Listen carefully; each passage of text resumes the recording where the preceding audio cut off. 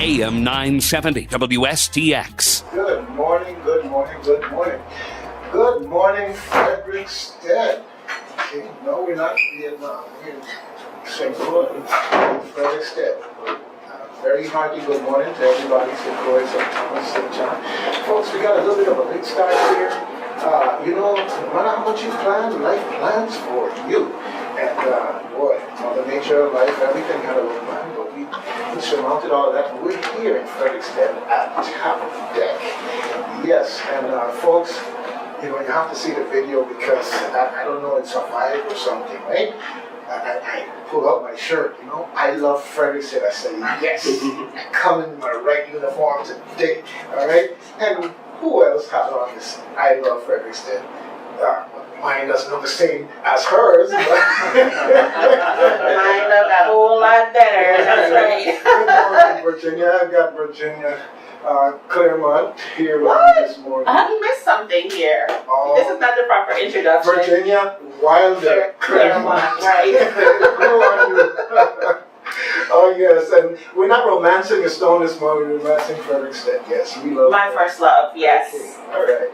And Virginia has been very, very helpful and constructive in getting members of various organizations and businesses to meet with us here today and talk about Frederiksted, the hurricane, the recovery, all kinds of interesting things because we love Frederiksted and we want people to know more about Frederiksted and enjoy what it has to offer. So, Virginia, with no further ado, I'm going to let you make some introductions here and give a good hearty good morning and we'll move forward. Good morning, everyone. So today, on our All Things Frederiksted broadcast, we have two businesses that we're going to start off with. Polly's on the Pier. We have Chuck Brittain with us, who's going to just talk a little bit about what's been going on with Polly's, and Andrea Hemphill from Adventures in Diving, one of the 4 dive shops in Frederiksted, relatively new. We're so glad you came. Thank you. I'm very excited. So Chuck, what's been going on with you guys since the hurricane? And we have been adapting every day. There's usually a challenge thrown out to us every day, and we try to adapt to it. And that's the only way that we're able to get open back up and get Frederiksted going. And just the community of business owners in our little area really banded together to get business going and try to create some kind of normalcy. And we call it the new normal. The new normal, yeah. You kind of being a little mud because it was hard. Because you guys had to open up when you didn't quite yet have electricity and running water, and so we had to adapt. But it was a lot. Every day was so we opened up on October 2nd, so it was fairly early after the storm. And the only way we were able to do that was with our partnership with Adventures in Diving. They lived in their business during the storm, and they were able to help us with our generator. We had generator issues the entire time. We had no water because we were on city water, and we didn't know when we were going to get it. And we were sitting around waiting, and finally we said, we're going to take this in our own hands. So we strung electrical cords a block away. We strung hoses from their cistern with a pump, pumped it back over to Frederiksted, so we're able to do the cleanup in the restaurant because we had storm surge come in. We're able to fill up 5-gallon tanks, and we're able to open eventually and create some kind of community. But we filled up these big 5-gallon tanks so we could wash dishes. But we stripped down our menu to just do items where we wouldn't need plates and forks and things like that, and just to get open, and so it has a place for someone to come to for a little bit and feel normal. No, yeah, and I can say firsthand, I know what that felt like because Polly's is part of the Frederiksted normal now. Yeah, it is. We come is. right here in the morning and the cheers are out, people are having something to eat, and it's part of it. So I'm glad you were able to jump on it and improvise and get what done.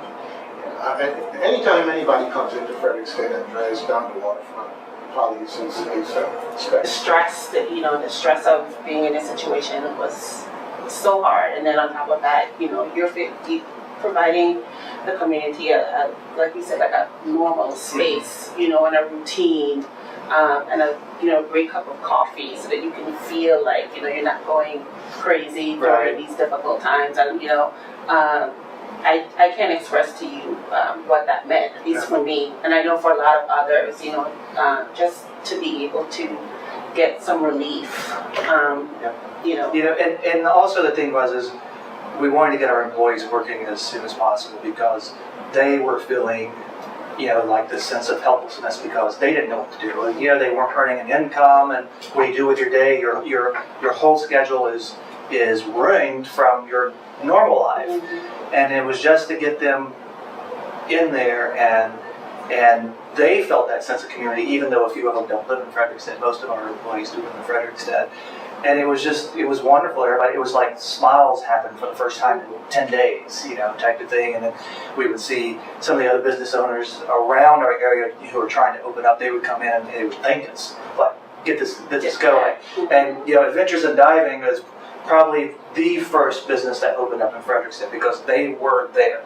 And they had no electricity, nothing. They just opened their doors and said, what the heck, maybe somebody will come in and buy a t-shirt today. I'll do respect. I think Yam Yams. Oh, yeah. And Yam nesters, got it. yeah. And But nesters, tell people, don't be modest because Adventures in Diving,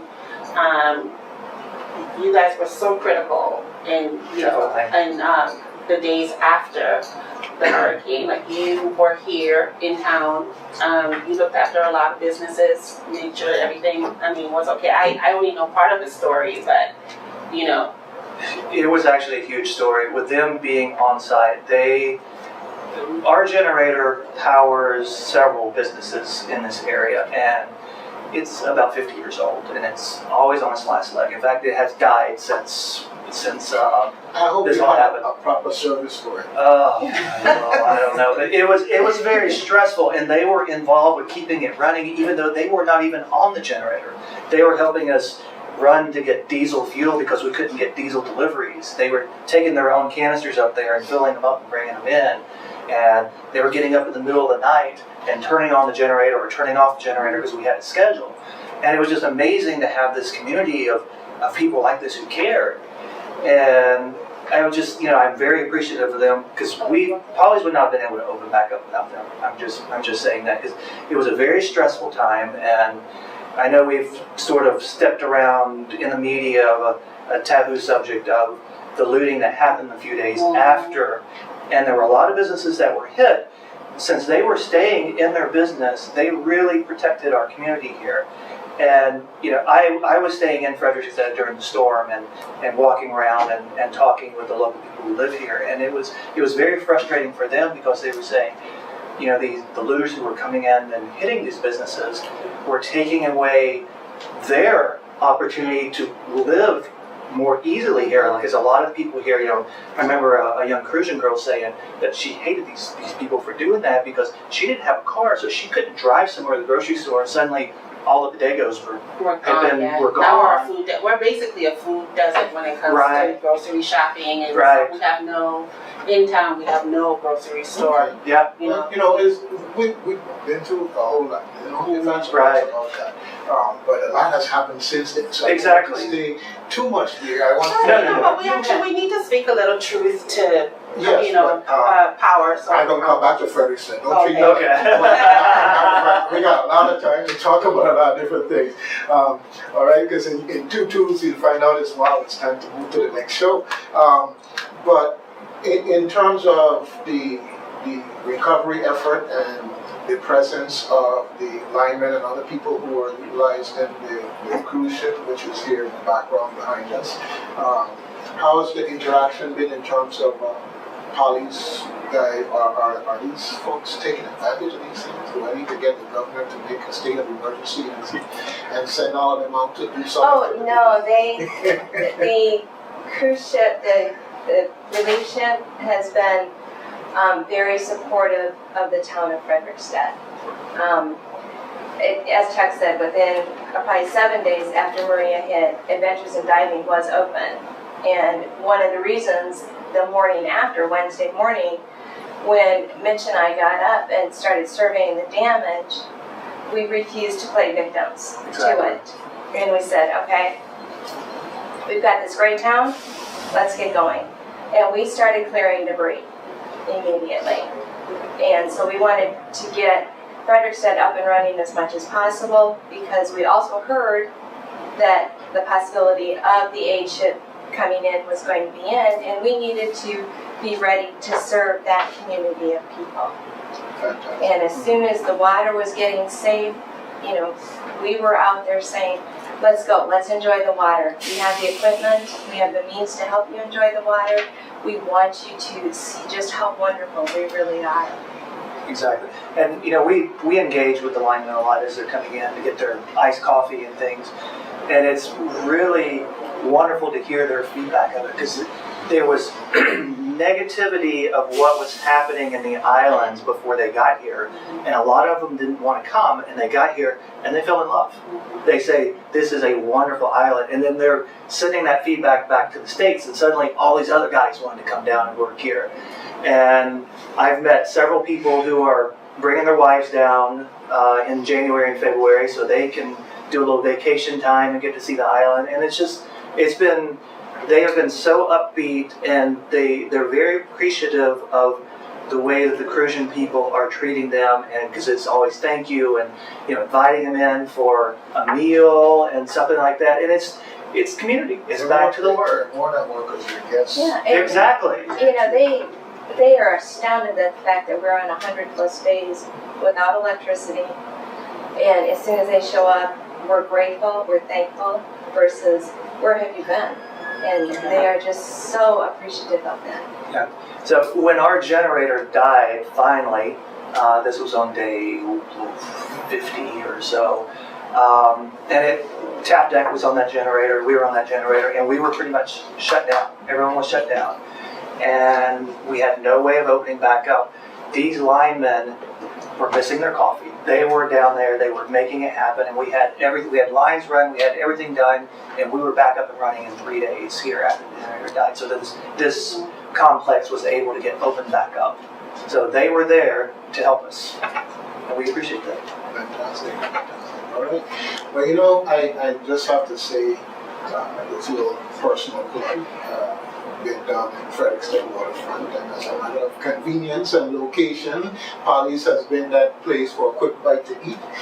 So I know the critical nature of your function here in Frederiksted, so I'm glad to hear that that part of the relief effort is up and running. Polly's is like the AM version of Cheers, you know, where everybody knows your name. Yeah, And so, exactly. yeah, it's just you see everyone here in the morning, and it's because it's one of the few places that you meet and greet and talk and socialize and, again, escape. So that has been, you know, That's why it so was great for the community. Exactly. That's why it was important for us to get opened up as quick as possible, just to create that. Well, just a little backdrop here. We're sitting down in tap deck. We're looking out over the Caribbean Sea, the cruise ship, the rescue ship. The home for our guests is there in the background. The waters are there glistening in the sun. It's just a wonderful and beautiful scene. I wanted to reflect on that. And it's kind of ironic that we're here at Tap Deck and Emily isn't here. So I have to give a really big shout out so she can hear us all the way from where she is now. Thank you, Emily, for your efforts and making Tap Deck available for us to do this. And how many months has it been for Tap Deck? Because they opened in They opened in May. in May, right? And already it's a favorite spot Oh, yeah. for a whole lot of folks. Oh, yes. You know, one, because they have air conditioning. Exactly. But good food and great drinks. Yeah. You know, so you know, Frederiksted is thriving in so many ways. You know, it's like we know this hurricane happened, but then you know there's so much opportunity here. You know, and you see, at least to me, it seems like I'm seeing more foot traffic. I know part of it is because we have these linemen and other relief workers here. But it just seems like more people are just trying to get out and into the community and walk about and be more sociable. You know, I don't know if you're finding that or... Yeah, I'm finding there's a lot of people who are coming in because we were hit so hard on this part of the island and coming to see what the damage is. And it's like, you Oh, come and in then here, you come, and yeah. they come in, they're like, wow, this looks good. Y'all done a really good job of rebounding, and Fredriksted looks awesome. It really does. Yeah, we're working hard. Yeah. Well, the whole island, for anybody who came out of their house or from whatever shelter that they had left on St. Croix, the whole place looks 1,000% better. Yeah, we got a lot of work to do. We've got a long ways to go, and we're just over the 50% mark in terms of electricity in the place. Although by the hue and cry, you would think it's only 10%. Right. Those who don't have it are making a lot of noise, as they should. As they should. But Well, we're and thankful and tourists. grateful. Yeah. The tourists that have come through our shop and have kept their reservations are very positive. They are really liking what they see on the island. They're really enjoying their time here. And so it's wonderful to hear that. And the Christmas winds are back, so now we're getting a little, cooler, we've got some sand coming into the west, so some of the beaches are coming back, so things are looking good. I want to say, just for context, right, that Adventures in Diving, it's one, you've been here for a year? 2 years. 2 years, okay. Time flies, right? Right. So you've been here for 2 years, and I thought it was 3, but I found out today that it's one of 4 dive shops in a square block, and they're all busy. Yes, we are all busy. I'm glad to hear that. Right. Really, really glad Yes. to hear that. So that means people are coming and they're enjoying diving and they're enjoying the beach and snorkeling. And, And we all carry different product. And so we offer a wide variety for the person that needs to do something. Explain that to me. So just for me, because I don't dive. Right. When you say different product, what does that mean? We all carry different brands Mm-hmm. of mask and snorkel. Mm-hmm. We carry different brands of clothing, different types of clothing. So there's a wide variety here for somebody that wants to do some shopping. No, Needs to pick up that last minute gift. or may have a preference for a particular dive gear or. Yes. Okay. Well, we have some other guests that are coming in a minute. I see that the Caribbean Museum Center for the Arts is here, and I believe we have Sunset. Now this is Bruno. He's going to tell you what he's doing. It's Okay. a little surprise. So. Okay. But the dive experience, what's the most popular, what's the thing that we do most for people who want to go diving here in terms of where do they go, what type of... There's actually a couple that are really gaining popularity right now since Maria hit. One is the 2-tank boat dive to a variety of sites out here on the west end, and the other is the Pier, underneath the Pier. The Pier has always been a popular location. It's known worldwide as an excellent macro dive, and I've been fortunate enough to be under there weekly and watch the progress, and it is making progress. The wildlife is starting to come back. For those that like to find treasures, the dives, whether you're on the boat or under the pier, have been an excellent opportunity for that. And so they're just finding all kinds of really cool stuff under there. Well, I had to answer that question because I also don't dive, but I read enough about it. But in terms of what folks look for when they come here, I'm so glad that you could share that with us. And hopefully it's gone on over the years and folks are making reservations just as we talk. All right, fantastic. Thank you guys for coming. Thank you. Thank you. Thank you. Beautiful Fredriksted. Thank you, Virginia, for putting it together. Of course. I love Fredriksted. Where do we get shirts? Oh boy. Join me. That's the Join me. I'm asking you to join me. We need to form an alliance because I was trying to get my whole uniform set. But certain people... It was a limited amount, you know, so there's a limited edition. We're going to have to work on that because everybody who sees this shirt says, where can I get one? Yeah. All right, so I know dive shops that like to sell some. Then There you go. you know what, Polly's too. So we'll Exactly. do that. Okay, I'll get some, I promise.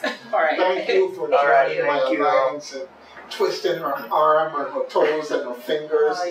Putting me on the spot. All right, good. All right, well, we'll go ahead and bring in some other guests and Thank you get very much. my engineer here to give me a couple of minutes of music, and we'll be right back in a second. Okay. All right, folks. You heard it here first, straight out of Fredriksted. Yes, you're on Reflections with Doug Canton. You know that silly guy, sometimes serious guy. You know, the guy that have a thing with bridges, especially the negative ones when there's a positive place to go on the other side.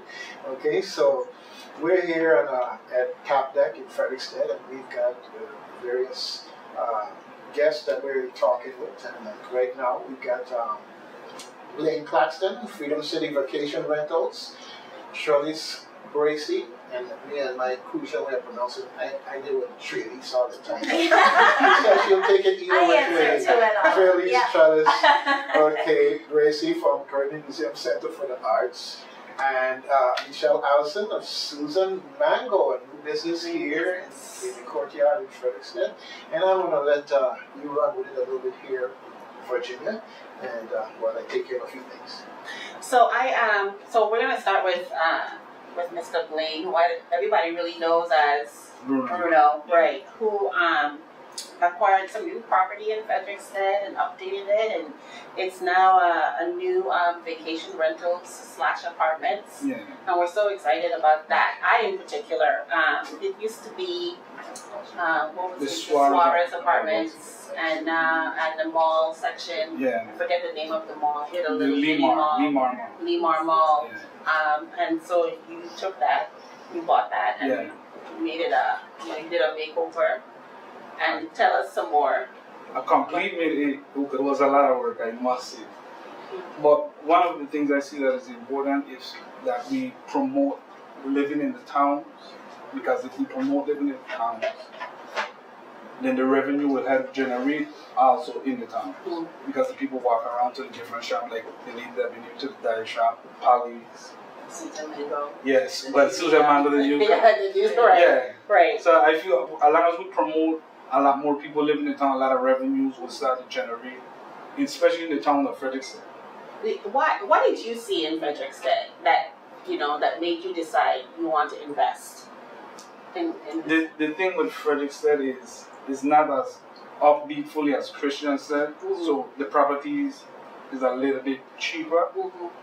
to accumulate in Frederiksted versus Christian said, but I see a lot of progress could be made here in Frederiksted, because here's where the cruise ship come in. And when the tourists coming in is a beautiful sight.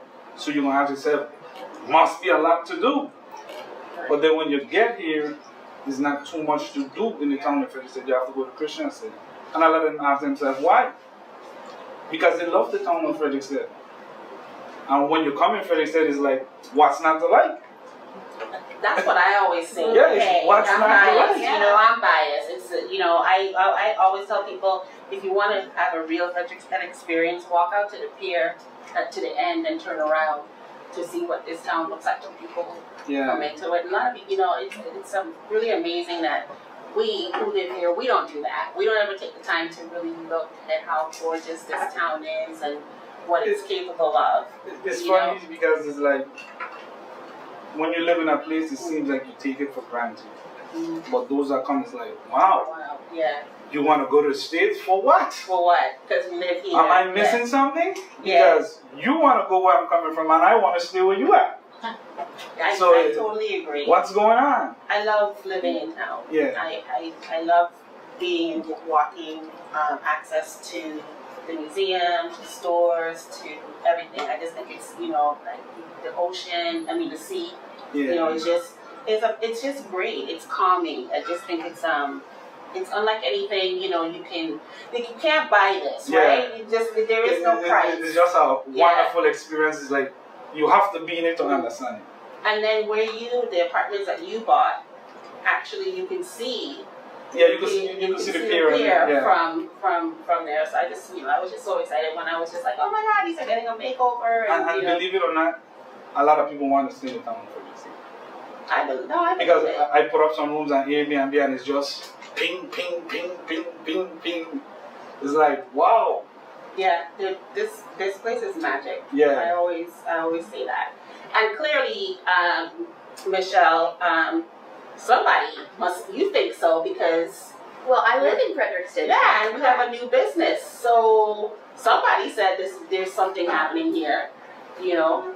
Well, of course, I lived in Fredriksted town before Susan decided to open Susan Mango here, but it gave me an opportunity for a part-time job, which I'm grateful for, and of course for shopping that I didn't have before as well, because the Susan Mango shop is beautiful beachwear, women's casual wear that allows you to go from beach to bar and look gorgeous without hardly any effort, you know, and that's what's beautiful about Susan Mango. And Susan did choose Fredriksted because, very similar to what you were saying, Bruno, this is where the cruise ships come in.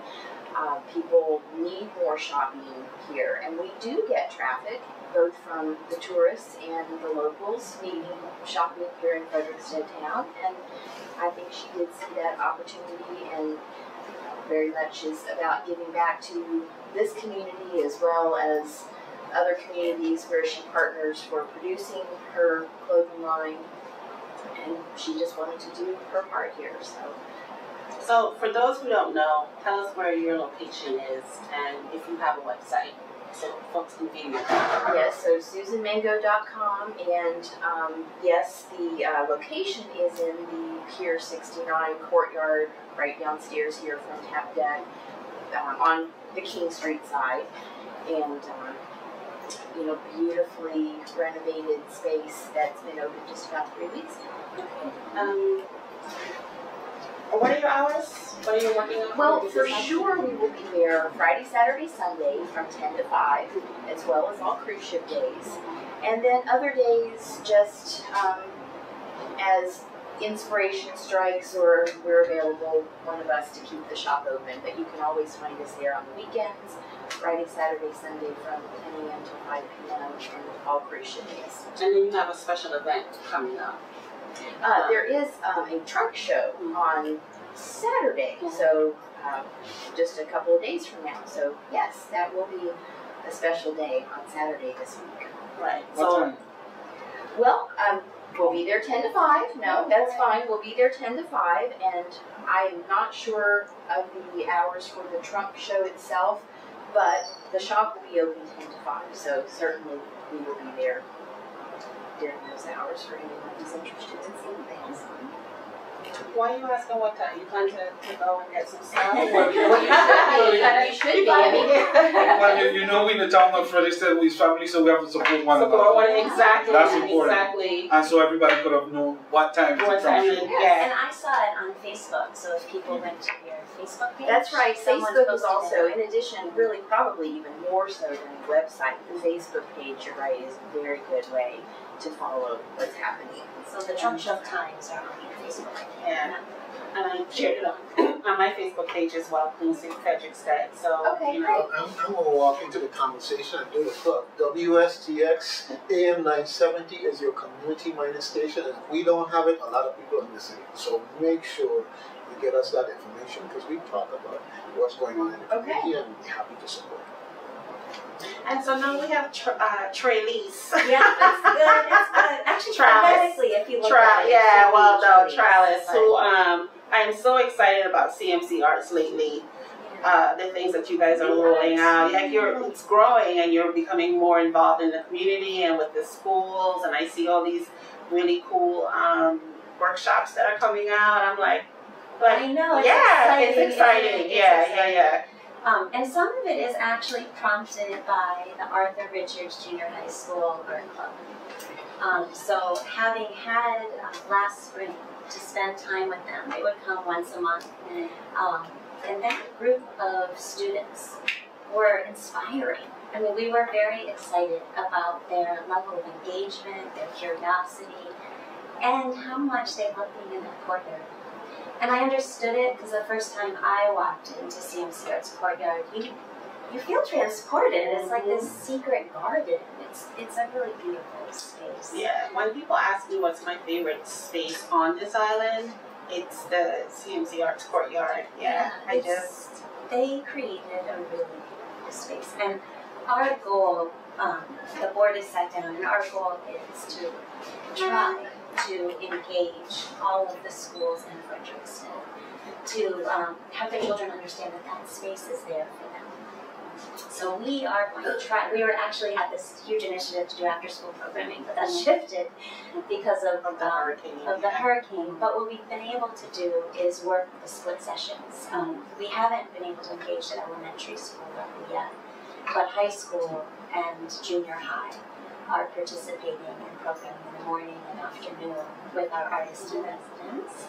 And they've been doing some cool stuff at Tap Deck, so a big shout out to Emily for allowing the high school students and our artists in residence, Frandelle and Gerard, as well as the Juni Bumba and now I'm forgetting Jazz Leslie. Institute, right? Is that what it is? When you start calling names, that's what So the Jazz Institute is under the Artist in Residency program. That's what they submitted in their program. Tuesday nights, these kids have been jamming with some of the older local Cruzans who are drummers, as well as Frandelle and Gerard. And these kids are rocking it. It's fun for them to have that experience of being able to jam publicly.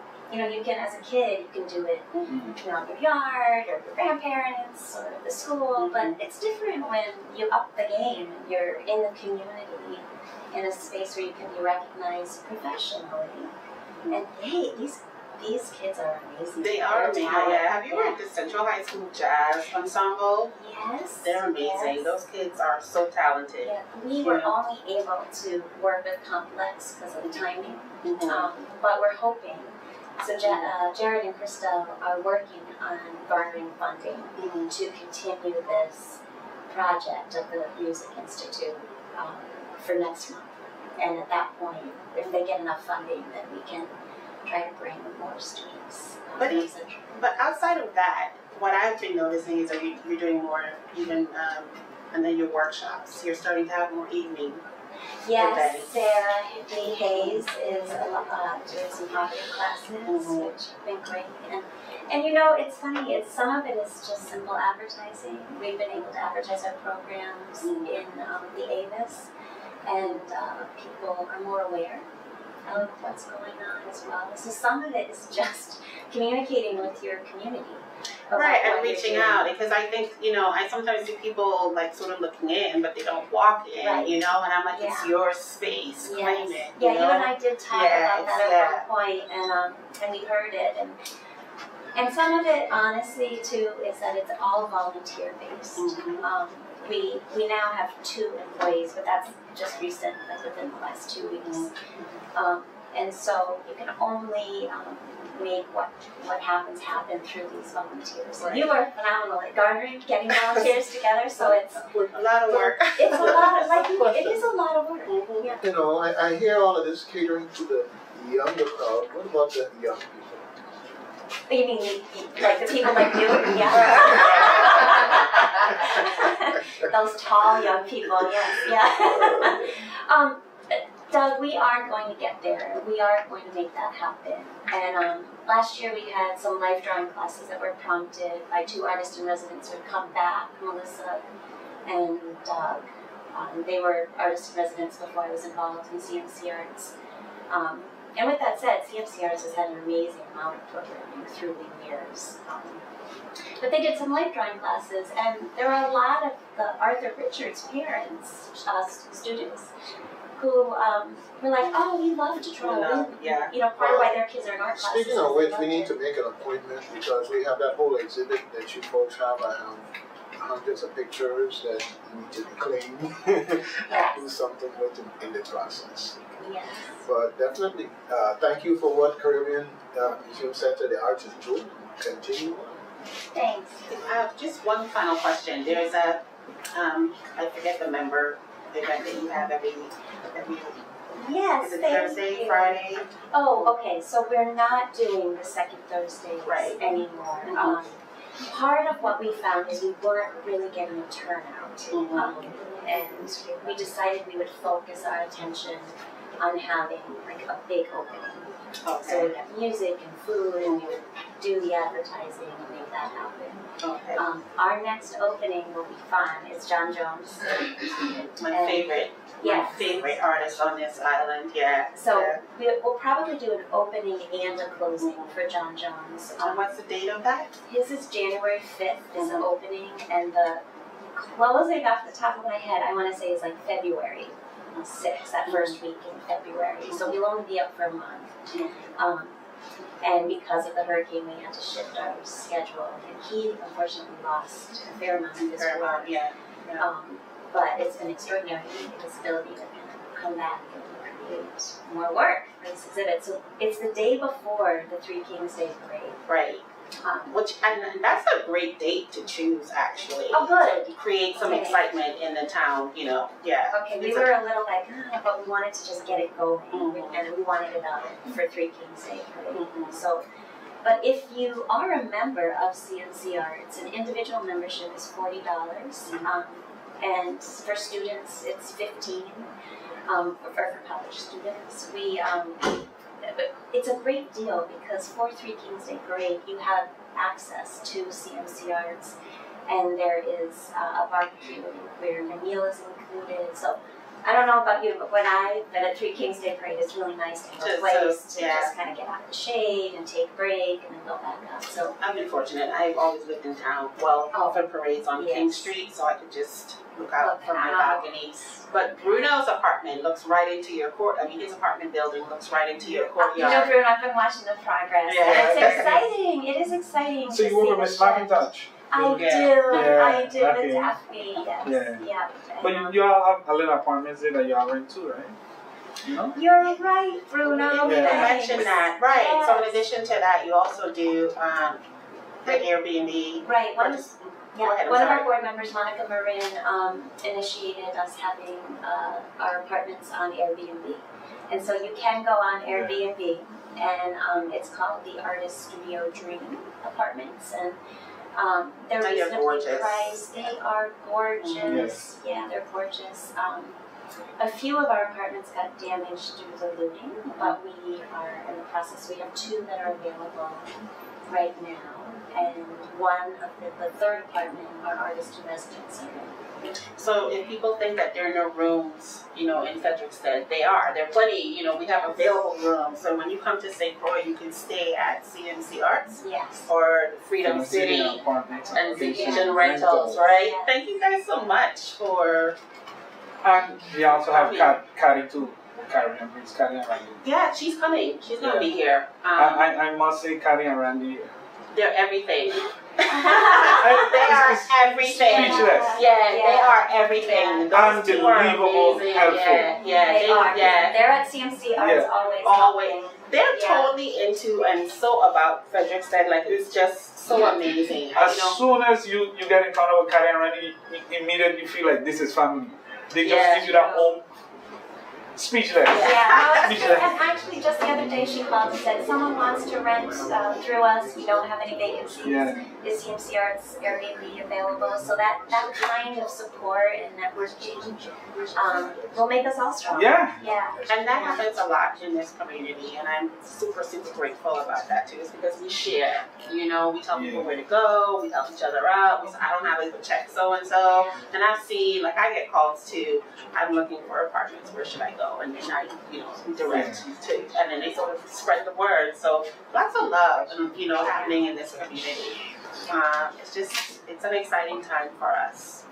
So, Mr. Canton, so Yes, can we transition to a commercial? Yes, we're gonna go to break in a minute here. We have much more coming your way here today, folks. We've got some more businesses, but we've also got SBA in the house, because we've talked about a lot of positive things here in Frederiksted, but we also know we've been through some hard times here in Frederiksted, and SBA is one of the Yeah, resources. and they seem to know all of the businesses. Everyone that has come in, they're like, "Oh, good to see you again." I'm like, "What?" let me tell you the secret, right? They go everywhere. You know, and here I was playing hooky from church, and my son comes home and says, "Hey, I know that guy. I have the video and I'm editing the video. I know that guy. He was at our church. They have been everywhere. I've been everywhere, man. Yeah, they have been everywhere. All right. Okay. So, Josh, in a second here, you can give us some transition music while we realign our other guests. Welcome back to Fredriksted if you left, and if you were here all the time, even better. Because we're enjoying many of the businesses and organizations here, and we have now Joann Jones, one of a kind culture shop, and Sammy, also with one of a kind, and we're with one of a kind WSTX AM 970 in Fredriksted, highlighting everything Fredriksted. Also, we have Ariela Hayes. I know you from somewhere. I know, you look familiar. You sound familiar. Love and light books and inspirations. Okay, so we've got plenty of talent, resources, stores, fun things to do, places to eat here in Fredriksted, and we're talking all things Fredriksted. Take it away. So I just love this name, the one of a kind. It's not culture, it's Kulcha. Culture. Everything culture. Everything culture. Tell us about that. Well, we have this magical little shop on across from the bank. First Bank. Between First Bank and Yum Yum on Market Street. And we represent over 80 local artists. And I tell them to bring me the things that you've always wanted to make and nobody else will take. So we have fantastic, wonderful, one-of-a-kind artwork. And when I say artwork, it goes from Atiba natural body products to Yamaya inspirational designs to jewelry, tuna,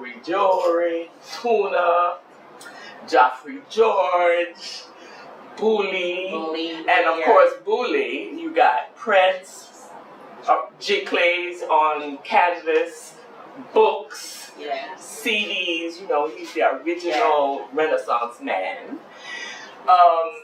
Books. I have books that I know nobody else has because, see, I've been here for going on 47 years on and off. So I had a shop called One of a Kind before Hugo. And then, And so, and it was a cooperative, and so a lot of the artists I knew from then. And I have Senya. He's a poet that was alive then. So people know, and I have another book that I know nobody else. It's a new book now. Senya, that's a whole. The new book I have is Alexander Farley's Speeches by Dr. Carlisle Corbin. He edited the book with speeches that Farley, who was also the governor during Hurricane Hugo, and he's from Fredriksted. Has a house on Market Street, as a matter of fact. And we have, we're a cultural heritage preserver, which means that artists come in and they look at other people's art and get inspired to do something else, something new. We have Mr. Schrader's books, a full collection. I got the best selection of Tuna art. Tuna is a fantastic, fanciful artist. He used to be a fisherman. He lives in Frederiksted. And he goes through different phases. And so now his newest work is pen and inks. They're fabulous. He has his ones of the garden and outside. I mean, when I go into my garden, I see what Tuna sees. You know? Okay, so this is an excellent transition because the favorite thing, you know what my favorite thing that you sell. Oh, I was getting so yeah. So anyway, No, my bamboo planters. Her bamboo planters. I'm an artiste. So She does these bamboo planters that are just so amazing, you know, and she cuts them out and puts a little soil and stuff in them. But one day she came up to my apartment building and she says, I recognize that. Who lives here? You know, because the bamboo planter is outside on my door, you know, so, and I was like, and I know that voice. So it's just such a unique. How did you come up with that, by the way? When I first moved here in 1969, in September, and got pregnant with my son, didn't know too many people because I had just moved here. People, and then he was born in July. People would give me little cuttings of this and that, you know, and I'm like, I'm on an island. I do not want to put them in a plastic bag, but a plastic pot that's going to last forever and degrade the environment. So I asked a friend who lived up in the rainforest, any bamboo up there? And he said, yeah, man. So he cut me these pots. You cut it at the joint, you cut a little space in the middle, and that's how I could start to put a little fishing line on it, hang it up on the gallery. So that's what kept my sanity while being a young mother. I was 23. I'm the baby of my family. My mother and father are both babies of their family, so I didn't have any experience with babies. And here I was in the far reaches of the U.S. territory, the eastern whatever. And but my grandmother was a gardener, my father was a gardener, and as I was growing up, I saw how they found peace in their garden. It wasn't so much about what they were growing, it was about what the garden provided for them. And so I became a gardener. And I made these, and then when I was a kid growing up, my mother had this little artificial bonsai thing in a pot. And I used to sit in a rocking chair and look at that.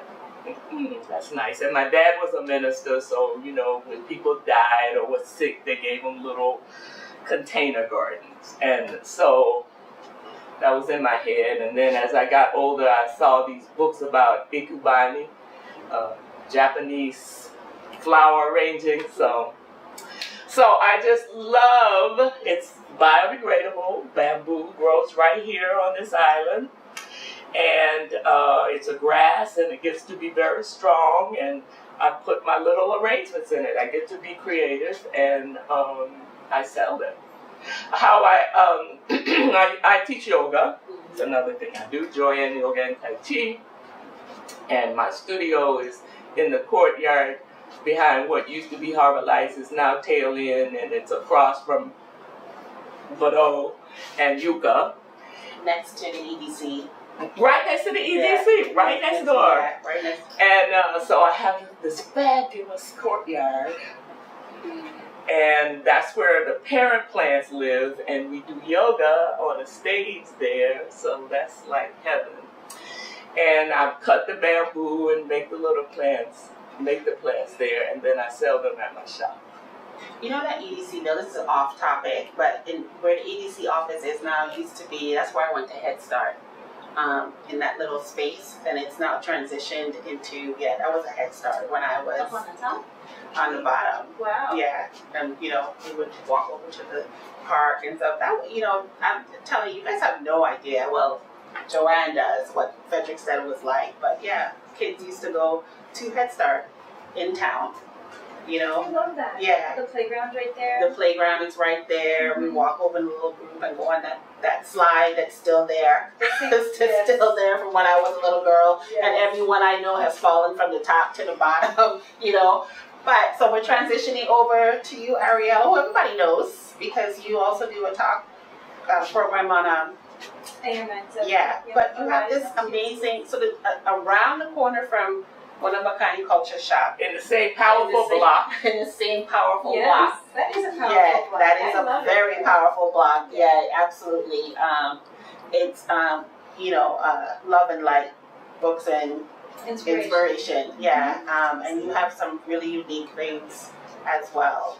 Thank you. And it smells beautiful in Yay! your space. Yeah. So, how did you come up with that? And thank you for choosing Fredriksted, because when that space was empty, my heart broke, you know. And then I was like, oh, we have another new business, you know. And every time a new business shows up in Fredriksted, you know, it goes up on my Facebook page, because I'm like, we're not dying, we're still here. No, Fredericksted's not going anywhere. Well, good morning, everybody, to all the listeners, and thank you for, allowing me to come on today. It's an honor, of course. And, wow, let's see. I grew up here, grew up in Frederiksted. My whole life, I've never lived east. The faces here are like, Why would you ask? Like, who's that? So, no, it's great. And actually, when I moved back here after my time in the States, after going to college and living for years there, I came back as an energy healing counselor and therapist and wanted some of these items. And I was like, they're not here. So I had the opportunity to open up a store so I could provide these items for the community. And this December, I'll be making my 7th year. And I moved to Frederiksted in January. And it feels so good. I was in Christiansted, and it was great there. Because, I was just there. There was lots of activity. Life was different even 5-6 years ago. It was completely different than how it is now. And they decided to sell the building, and I thought, you know what, I need to be proactive.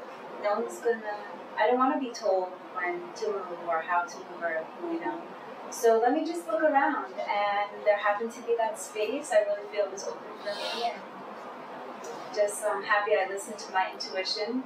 We have to listen to ourselves, especially in our environment. Nature talks to us so loudly here in the islands. It's to our own demise if we don't listen. And so I moved down here, and it's been absolutely wonderful. It feels great. I already live in Frederiksted. My son goes to school here. It just really fit my life in general and the vibe here.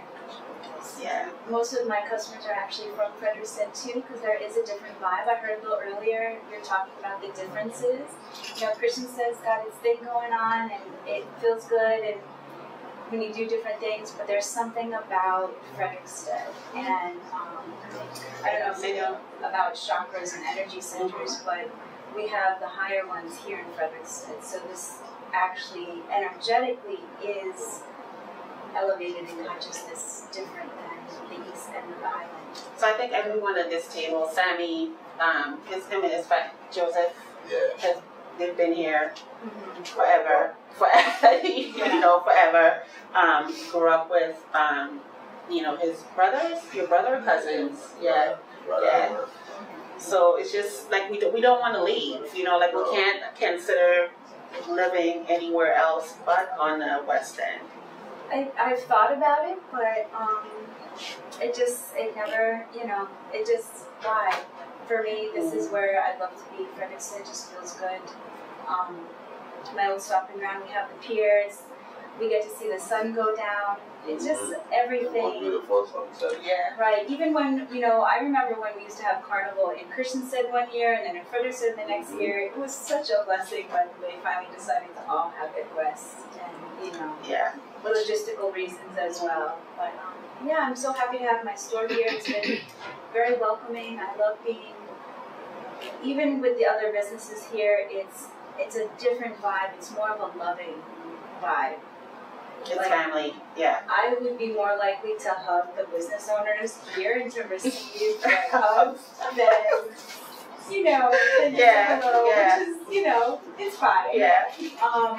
But I want you to know though, because you said, well, first of all, I love shopping at entering into both spaces because it is magical. You said it's a magical store. It's absolutely true. But when I walked into your store, I said, oh my God, these candles. I used to buy them at Whole Foods, and there they were. And so I'm so excited that, these votive candles that, I just used to buy a whole ton of them and burn them whenever I wished, and it's there, and it's a reasonable price, and all these other little trinkets and surprises that you have in your store. So it's such a beautiful addition. Thank you. And I know one of the things you told me is that you get a lot of business from the relief workers. I have been. People come in and they are happy to see something, I guess, that can help ground them. I have stones and incense and candles and books about consciousness, aliens, angels, things that make you feel good, empowering. I think empowering is really important. And I see Fredriksted beginning to get that power back Emerge through the community. And say that again. We're getting our power back through our community. Right. You know, and what really sticks out of my mind is something that you and I talked about just the other day. Just a small example of, you know, your neighbor has power and you don't. Our Fredriksted people are saying, oh, it will come. We're not trying to downplay or be angry that we don't have and the other person has. And I just find that that's a vibe in Fredriksted in general. And I don't know if it's because I don't even want to say that we're not looked at as much, or, you know, I don't want to call Fredriksted a stepchild. I just sort of feel it's because we understand and we're family, and, you know, that thing about soon come, I think we're okay with that. And plus, you know, in Frederiksted, neighbors share, you know, come over, Right. you know. It's and, like a smaller island vibe, just in Frederiksted alone. And we share, and we share a lot. I hope Yeah. more people come. We do share a lot. Yeah. I hope more people come to enjoy. You know, we have the best beaches. Just throwing that out there. You know, Since forever. You know, I'm listening to y'all, and I'm going to be driving off the road, and when I reach Frederiksted, they're going to have at the mid-island, they're going to have a gate, and they're going to have the keys too. Because, you know, they ain't going to let me back in Frederiksted. okay, we'll take you. But, you know, it's just, I know we got to, you know, transition to our other guests, but, you know, it just, this one, we have great restaurants here. We have, you know, good shopping, and it's changing. It's, you know, more people are coming, and it's becoming more diverse, you know. And then you have this awesome waterfront, you know, that you can look at. As Sammy said, the best sunset in the world. So, you know. I personally think our twin cities makes us in general, not just the but the Caribbean. Yeah. Okay? And so I like the friendly rivalry, as long as that's all that it is. Because hey, this is an all things Fredriksted show. You know, don't pump up this I place. love the uniqueness of both towns, and sometimes I need to go east and get a little of that vibe, and you know. well, you know, it just feels so good here in Fredriksted. the one thing I would tell you is that for those who we're here talking all things Frederiksted, and yes, my mom's side of the family is from Frederiksted, and my father's side of the family is from Salah's fancy area, but back in the days with no cell phone or whatever, they found each other, okay? So there's more than hopefulness. There's plenty of good things for us together as twin cities. All right, good. Well, we've got some other folks we're going to be bringing in here in a few minutes. I just wanted to take a quick minute to talk some more about Top Deck related in a roundabout way, but lyric sales. You know, Emily has two businesses that I know of. One is Top Deck, and the other one, of course, is Lyric Sales. And I have a document here from her, a little flyer. They do their sunset sales, private day sales, full moon sales, werewolf tonight, stargazing sales, and they're going to have wine, food, and sales also. And hey, want to get married on a boat out there under the full moon? We'll do that too. You go, Emily. When you're done, I just wanted to say Okay, and yeah, so it's lots to do in Frederiksted. Plenty of fun, food, friendly people, and I'm really glad that we had the opportunity today to do this conversation, and look forward to doing some more in the future. Spread the wealth, let everybody know what's going on in Frederiksted. Right. Thank you for having us. I just wanted to say too, I don't know if you said your times and days that we're open, but for Love and Light, we're open right now. Well, we're going to start being open from Tuesdays and Tuesdays, Wednesdays, Thursday, Friday, and Sunday. And that's going to be from about 10 a.m. to, I would say, 3 or 4. And up until Christmas, we'll be open every day, Saturday and Sunday. And there's also a space next door, so if anybody is looking for a space to give a healing or get a massage or to have a workshop or a meeting, let us know. It's called the Shared Space, and I'm so honored to be able to work that too and create a space for the community to get together and communicate and talk. We need to do more talking to each other and see how we're going to make this whole thing work. So. We're open, normally we're open Monday, Wednesday, and Friday from about 10 to 6. But for Christmas, we're open every day. And we've been staying open late because of the first step. We improvise. Whatever people want, that's what we do. Right. All right. Service. All right. Kulcha. Or you could call us. I live in Fredriksted. I do yoga in Fredriksted. I have a shop in Fredriksted, so I'm never far away. My number is 340-220-2403. That's a cell phone. It's AT&T. It actually works. And you could call me anytime if you happen to be coming down. I have no problem meeting you at the shop. And Sammy opens for me, so I'm an old lady now, man. I can't be open all the time, but he's there. Yay, it's Sammy. Yeah, he Woo! was there yesterday. Yeah. All right. Great. Thank you. Thank you so much. Yeah, folks get so comfortable here on St. Clair. Next thing you know, you see them exercising crucial time. I see these folks here with these vacation rentals. They like they vacationing more than they're doing rentals and just strolling here. I'm not going to call any names right now to protect the innocent, but it's good to see that face in place. So, okay. We're going to take a quick break here, Josh. If you can hook us up with a break so we can transition over and bring in some of our other guests so we can continue this wonderful conversation. All right. Okay, folks, we're back here in Fredriksted, WSTX 970 AM, your community-minded station. Yes, all things Fredriksted, out of top deck here with a beautiful view. The sun is up in all its glory and shining on that sea, and it's just like a wonderful sight to see. So you have sunshine, the sea and the sand, all that good stuff. Yes, but it's special here in Fredriksted, especially when you've got good people surrounding you. And I've got plenty of good people here with me today. I'm here posing next to Virginia, both of us wearing our I Love Fredriksted shirt that has suddenly come in such great demand. Yes, join the throng, okay? She's like, I want my Frandelle here is saying, I want mine. You can get it. We're gonna have a new set. I'm gonna have a new set, I promise. All right, and it'll be an inspiration for everybody else. You'll see that I love Christian Set, I love Monkey Jew, I love Set From. All right. Thank you. Okay, good. I tell her I go drive up to that gate to cross over into Christian Set and we'll change the locks up here. So keep it up. All right, Virginia, take it away. Oh boy. So you know what? I have to say that I thought we were co-hosting. But that didn't seem to happen. Doug just left me, right? Just left me. So with me, around the table is Kathy Tiddart with Caribbean Breeze. Thank you. I just went blank. Baby, yeah.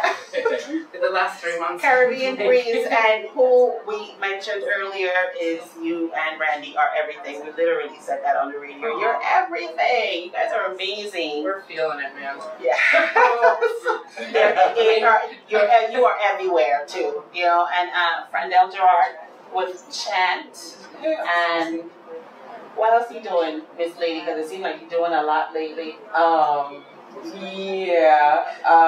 Facilitating donations from the Fascination. They've been continuously donating to the community, and So we're helping get things in the right place and to the right people. And what else are we doing? Training program. Yeah. That's awesome. So we can talk about that. Yeah. And And then we have Kevin Nelson from the SBA. Seem to know everybody in St. Croix now. No longer needs an introduction to anybody because anybody that walked in here, you seem to know. Welcome back. Thanks for having me. And my first love, Fredriksted. This is the first place where I came and stayed. So again, this was my first introduction to St. Croix and the Virgin Islands. So again, it's a special place for me as well. So glad to be on the show. Yeah, man, this place is awesome. Once you go west, you can't go back. But, you know, I was going to say something else, but I checked myself. Because we love our sister Yes, we city. love our sister city. Okay, Yes, all right. yes. I'll take my licks on So, That's all right. But yeah, you let Frandelle off easy, man. She making sure the Danes are fed. You hear that? Oh, that. We have the Danish Emergency Management No, Force not coming. that. No. Oh, yes, I just yes. mentioning them. Yeah. And they came in here and they helped out Oh, yes. in various corners and in a big way. Like they took ownership of certain problems and just created solutions, okay? So in that sense, Frandelle was challenged and otherwise inspired and decided that she would show them up. So No, actually we worked, you know. we were able to get them to do their very last job at St. Paul's Schoolhouse Power Shop. And they were like, oh, we're leaving Wednesday. And they were finished, I think, Monday. We finished it up. So, yeah, we were really happy that they were able to squeeze that in. Yeah, but I just talking about the fact that you making sure that all of Denmark will get calorie this weekend. Well, at least 25. There's a school that brings young people in here 3 times a year, and they stay for usually 2 months, and include, a big part of it is volunteer work. And they were like, we thought we could eat a lot of Caribbean food, and they're not, so we're arranging a Caribbean dinner for them for Saturday night. And I just got Mr. Thomas the Kalaluma. He's going to make some traditional Kalaluma. I won't be able to eat it because it'll have everything in it, so that they can at least get a sense of what the food is and the historical significance of that food. And some old kitchen rice, provisions, I didn't have breakfast. all stuff I don't eat. Right? Where you Yeah. find I did not have breakfast this morning. Don't do that to me. Oh, okay? But definitely, I want you to talk a little bit more about what Trent has been doing in Frederiksted, the various initiatives that he's brought into here in Frederiksted, Cruzan Heritage and Nature Tours. Tourism. Thank you. Well, we've been around for a while, and here, based in Frederiksted now for 9 years. We've recently relocated from the Merwin Courtyard over to a building on was technically a Queen Street address, but it's really on Customs House Street. It's the blue building, it's the purple building, that's the best way, across from the huge giant K-Lock tree. You can tell your life on the same Yes. place, okay? Because we know all that now. Exactly, and everybody knows the public. Tell us a street that we're in trouble, but give us a lot But Customs House between King and Queen. Chant has worked consistently to train tour guides and tour operators and interface with the cruise industry and tourism industry in general. We are actively putting out the call. I need 20 tour guides, new, additional to what we already have. We have a cruise ship that has decided St. Croix is going to be on their calendar for the rest of the season, the Viking, and they include one tour for all of their passengers. So we have to be ready to provide 500 to 700 people with historical walking tours in Fredriksted. So anybody who's interested in being a tour guide, we're going to be doing the training in the next week and the week after. My number is 340-277-4834. we'll train you and get you out there working. So we're getting ready to do that and accommodate them because they really wanted to come to St. Croix. They've been coming, but not doing any excursions. And if we can't offer that excursion, they won't do any others. So by us saying yes, all the other excursions are now available to their passengers. So their first call is early January. I want to say the second week of January. We'll get to a date. So that's our big initiative for the industry. We're partnering, of course, with the Department of Tourism on that. What else are we doing? Oh, we launched the Free Gut Project this summer, which is funded by a grant from Art Place America. And we've identified half a block of buildings in Free Gut and Fredriksted that we are working with the owners to restore, and we are training young people to do the work. So we began this summer, and when the program was over, we transitioned to cleanup, which was, of course, just weeks before Irma. And then Irma came, and we had a little bit more cleanup, and then Maria came. And so the young men, yeah. And so the young men have been working consistently. The new building needed work, so they've now mastered making traditional shutters by hand with that means no electric tools. They're doing it the old way. And when they're fussing because they're an 1/18 of an inch off, we're really happy.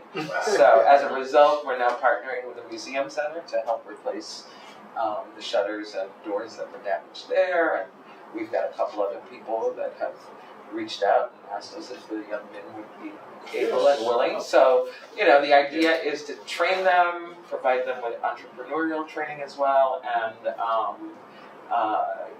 really get them into the workforce. So so that's really exciting. I just came back from Denmark, where I was invited along with a number of Virgin Islanders to participate in a closeout conference that focused on coloniality and the relationships with Denmark and the former Danish West Indies, now the West Virgin Islands. And as a result of that, we're looking at carrying on some more partnerships. Do I need to talk about all the partnerships? And then there's a group of we coming back, young people. We're going to have more opportunities for this conversation because chant is a subject by itself. So not that SBA, there's another SBA, Society of Black Archaeologists. And they're here and we're doing some work with them. So it's exciting. Fantastic. Okay. And Kathy, you were with us the last time we were here in Frederiksted doing our on-site broadcast, and I'm so glad to have Caribbean Breeze here with us, Vacation Rentals. And how did Maria, or Maria as we say now, treat you? I have to say, I got to give kudos to Tony Ayers because he built some strong buildings. He, back in the 70s, started redoing his buildings in town. I think he had at least 8 or 9 of them. We lost gutters, and that was pretty much it. We took on a lot of water in the lower units, especially after we lost the gutters. Our ancient tamarind tree is down, and that breaks my heart. I'd love to find a way to save it, but it's so big and it's in the middle of the courtyard, and we just don't know. It's right now leaning on what's left of our shed, but the big stone wall that was around the property, was originally built, is holding the majority of it up. And then we had a banyan tree in the back alley that had caught the top. So the banyan tree straight up and down, the tamarind is literally like this. You could walk up the tamarind trunk and walk out on the branches. And it's in full, the resilience of not only the island people, but the vegetation here, within days it started growing again. So we're kind of watching it to see what happens, and my neighbor, their family have owned the property behind us for a long time. She's got to be in her 80s, and she said she remembers that tree from when she was younger. But she's reached out to everyone that she knows. If anyone knows anyone that can maybe help us, because it's on private property. But I believe, if I'm correct, that tree and the ones that are in the cemetery across the street were all in the ancient trees of St. Croix book. And we lost the big one in front of the church. It completely came down. The other two are still, pretty much intact. But I've had a few people tell me that they think it's just got a growth spurt right now from what life was left in the trunk, and that the root ball itself might not be intact enough to support the tree anymore. So we're kind of watching it to see it, but it's, out of everything, the trees that we lost during the storm were just, breaks my heart. The buildings can be rebuilt with these trees that were hundreds of years old. But yeah, we were very fortunate. A lot of stuff around us came down. The cute little pink cottage next to us, the whole front side of that came off in one piece. And when you talk about craftsmanship of back in the days, this was a mahogany roof that was dovetailed, built in. There was no hardware that we could see in it, and it came off in one complete piece about 25 feet long. Just came up, flipped over, and landed in the only part of my yard that didn't hurt anything other than breaking a bunch of trees. And we had to dismantle it to get it out of there because it was all in one piece. So to see, and I know the owner of that property we just recently heard that she's going to rebuild it and maybe offer it out for rent at this point, because it's sat for the last 5 years or so that we've been around. But it had all the gingerbread and all of the, just trying to pick up one small piece of that when it fell was just craziness. It was so well constructed. So that's really exciting that the kids All right. are learning. To the listening audience out there, you're listening to WSTX AM 970, your community radio station, and this is Reflections. We're here in Fredriksted out of Top and watching the time, and we're usually on from 8 to 10, so we're kind of in our last glow of that portion. Kathy gave us a good segue, though. Good segue, because now we've got the man on the street, Kelvin Nelson. I call him that because he's a I've been everywhere man. All right. Yeah. And so we're going to talk about SBA, but the good thing about what we're doing here, and Josh, is that we're going to keep going. I know that at some point in time they might have to phase in another show when the host comes in, but we're going to keep going because all of what we're doing is going to be put on YouTube and it'll be on Facebook so that you can go back, review, enjoy, and otherwise hear what has to be said. Also, I just want to put folks on notice there was a workshop this past weekend at SBA and FEMA, and that is also going to be placed online, as well as the previous shows with SBA that were done at WSTX online. And I want to tell you that almost everything, 99.99999% of everything you ever wanted to know SBA is on those videos, all right? And there's plenty of humor and plenty of wit, so it's not boring watching and listening. So if you don't get something now, if you didn't get it yesterday, it's there online on YouTube. Just go and catch up. So, Kelvin? Good. Well, again, thanks, Doug, and thank you all. Fredriksted is, again, for me, special place because when I first touched down, I actually stayed at Sandcastle on the beach. So the first place I stayed was in Fredriksted, and of course, you cannot help but to fall in love with Fredriksted. Some of the most beautiful sunsets I've ever seen. Just right there, eating right there at Sandcastle. Again, just a very, very beautiful experience. And for me, coming to St. Croix initially, flying over, it looked apocalyptic in terms of 60 days ago. A lot of the things that hadn't been done yet, Lyman hadn't actually gotten here. A lot of down trees, a lot of telephone poles, just a lot of things, and didn't really know what to expect. I really did. When I touched down, first thing they said, well, you're going to have to rent a car when you get there. So I get there, get here, and there were no cars available to rent. My cell phone didn't work, so I could not get in contact with my lead communications officer. And so I'm like, this is going to be interesting. So I did not know I was going to have to drive on the left side of the road. So again, there were a few firsts that I was having to deal with. But called a taxi and took me to St. Castle on the beach. And one of the things that I can say, just first off, and I think it's been mentioned earlier, is just the love and the sense of community that you have here in Fredriksted. I mean, the hosts of the owners of St. Castle on the Beach, Chris, Ted, and Dan, I mean, they're just phenomenal. Regardless of the challenges, I mean, you felt like, hey, you're our guests, we're going to take care of you. And so the experience was absolutely wonderful. So I enjoyed staying there and really getting a chance to meet the businesses here in Fredriksted. So again, my position I'm a communications officer, pretty much. My goal is to be able to go out to the businesses and as well as the homeowners and renters and really let them know what SBA actually has to offer in regards to disaster assistance program.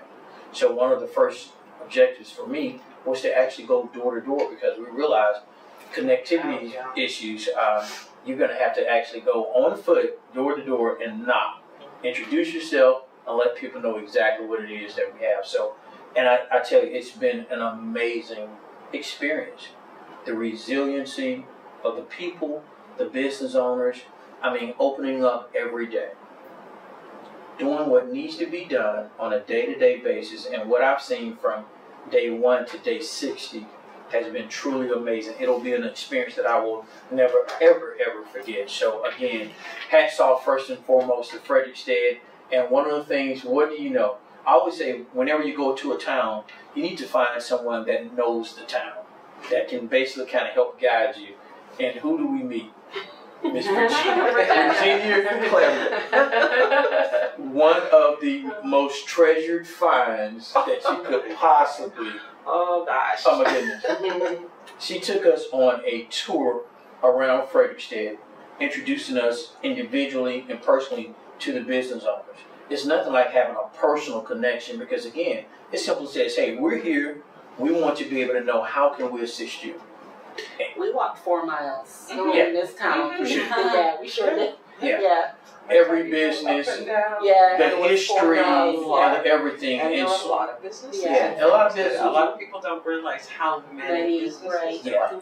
And so she was very instrumental, and not just for what I was able to do in Frederiksted, but even in Christiansted, and that's how I met Doug.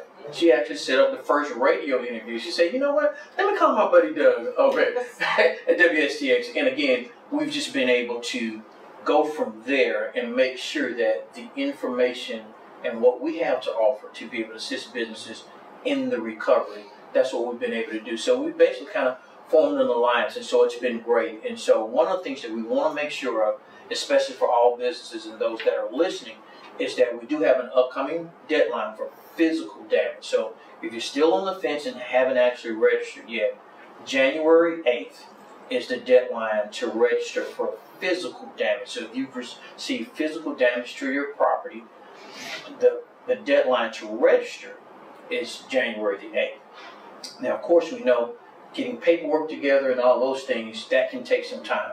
That's fine, but we want to be able to make sure that you've at least actually submitted an application with SBA to be able to start the process. That's what's most important. And then we're able to work with you on the other documents that are needed. But again, we're just happy to be here. And when we talk about some of the things that's taken place to this point, overall, for homeowners, for renters, for small businesses of all sizes, and most nonprofit organizations, from a territory, and this does include St. John and St. Thomas as well too, in addition to St. Croix. As of today, we're right at over $207 million that we've actually approved for loans for the territory. So in roughly a little bit under 75 days or so, we've approved over $207 million to assist in the recovery. And so again, for those that are still kind of on the fence, kind of waiting, we want to be able to make sure that every business that has been impacted, that they understand what's available to SBA. We have low interest, long-term loans for businesses. The interest rate is as low as 3.305%. And for a nonprofit organization, it's 2.5%. One of the great things about our loans is that we have an 11-month grace period. So let's just take, for instance, today. If you were to sign a promissory note today for a loan, your first payment would not be due until next year on your anniversary of signing that. So we're talking about giving businesses an opportunity to get back up on their feet. They're not having to focus on payment, but simply in the restoration process. There's no prepayment penalty.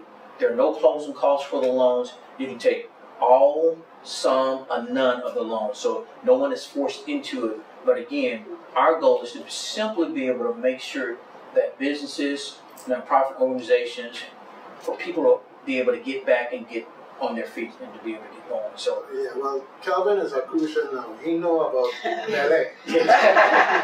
So I want to talk a little bit about the melee side of things, because one of the first things that was out there starting blocking the melee was, okay, they're going to give you a loan, and then next thing you know, they're going to sell the loan to somebody else, and then you know the interest rate going to change, and that going to change, and everything else, and Kelvin jumped right on that.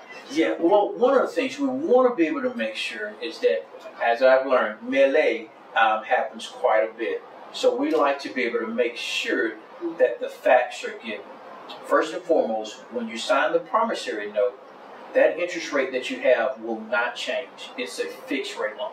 That's number one. Number two, we no longer sell loans back. There was a time when loans were actually sold, and those were pilot programs. Now, I want to make two distinctions. Even in general, just under normal circumstances outside of a disaster, when someone's actually buying a home, oftentimes when they make that purchase, if it is with a mortgage, the loan may be sold. That's just general purposes. Those things happen. But if you have a fixed rate loan, which ours is fixed, then the terms of the loan should not change. And in this case for us, our loans are fixed, so you don't have to worry about the rate changing, and we don't sell homes. So again, you don't have to worry about either of those. Now, I had to do some research as well too, because I had been hearing a lot of things in regards to Hurricane Hugo and some of those things there. Now, here's one of the things I did do. I can't speak for everyone, but I was able to actually have a loan pulled from someone that actually works with us, whose mother has been here for a long time, had a loan during Hugo. Her loan had been sold to, there were several companies that serviced the loan, but her interest rate never changed. It's been the same fixed rate as it was when she initially got it with Hugo. The loan's almost paid off, but it never changed. Her payment never changed. So again, melee, not all the time, just because someone got a loan, does not mean that it was because of SBA that there may have been challenges with that. There are certain circumstances, if someone loses their job, regardless of the interest rate that they have and things are fixed, if certain things may happen during the course of a time of having a loan, then it can have an impact. But we want to be able to make sure that people understand the interest rate is fixed. So what you're paying now, that will not change. But I do want to be able to make sure from a distinction going forward that the loans that are actually being given out today, these are fixed rate loans, and we do not sell our loans. So they stay with the SBA for the duration. So that's very, very important. So for those that may have had a little a fear about that, we want to be able to make sure that we clear that up, that these loans are fixed and that they are not being sold. Well, another thing that we ran into is where, somebody owns a piece of property, but they may be more on the elder side of things, but they want to fix up their property. And one of the things they might do is take out a loan through SBA in the process. And it was mentioned that this is problematic because you may die. So it's you paid up. I think we all have an Before appointment. before it's paid off. Before it's paid off. Right. That's the key. Right. I don't want Oh, to. And then your heirs Yeah. inherit that. Right. Exactly. Or worse, that somehow or the other they inherit it and can't manage it, and the property goes out of the family. And there's a tool.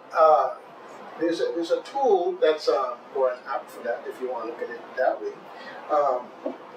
In that you can get term life insurance to cover the life of the loan.